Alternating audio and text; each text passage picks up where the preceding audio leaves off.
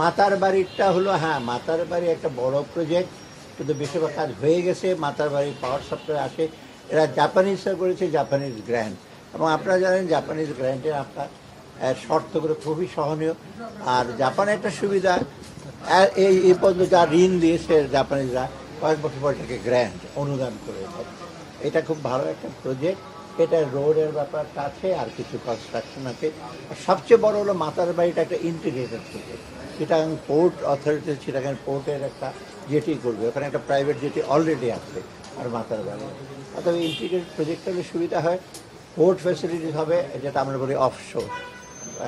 আর second হলো পাওয়ার generation. আর ওদের পাওয়ার জেনারেশনের কোম্পানিটা আছে, ইনস্ট্রুমেন্টগুলো সব জাপানি, ওটা অত্যন্ত উঁচু মানের। তো সেটাতে আমরা সেটা এটা বেশিরভাগ টাকা তো ইসে হয়ে গেছে, এখন বাকি কত কাজ সেটা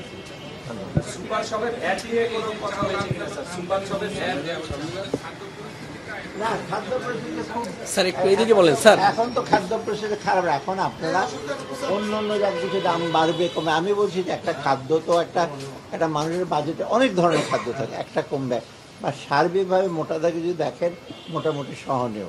আমাদের পরিসংখ্যান আসে কমছে, এবং আমরা রোজার সময় যেমনি পারি আমরা মনিটর করবো। সেটা দেখেছেন ডিসি কনফারেন্সে প্রধান উপদেষ্টা বলেছেন, কিন্তু এটা ইনক্লুডেড।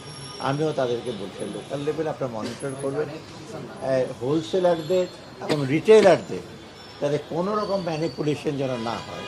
কারণ খাদ্য অনেক সময় দেখা যায় যে সাপ্লাই আছে, সেটা ভোক্তার কাছে যায় না, গুদামে পরিস্থিতি লুকিয়ে রাখে। এইগুলো যে কোনো ক্রমে আমরা ইস্যু করবো না। তো রোজার সময় আমরা এনশিওর করবো যে কারো ইস্যু না। আর রোজার সময় আরেকটা দেখবেন, আমরা একটা এক্সট্রা সেলস সেন্টার করেছি, আপনারা দেখেছেন না কতগুলো একটা লোকে। অর্থাৎ সাধারণ মানুষের যেন কোনো নিত্য প্রয়োজনীয় দ্রব্যের জন্য কোনো রকম অসুবিধা না হয়, সেটা আমরা নিশ্চিত করি। বাজার তো তেল নাই এখন, তেলের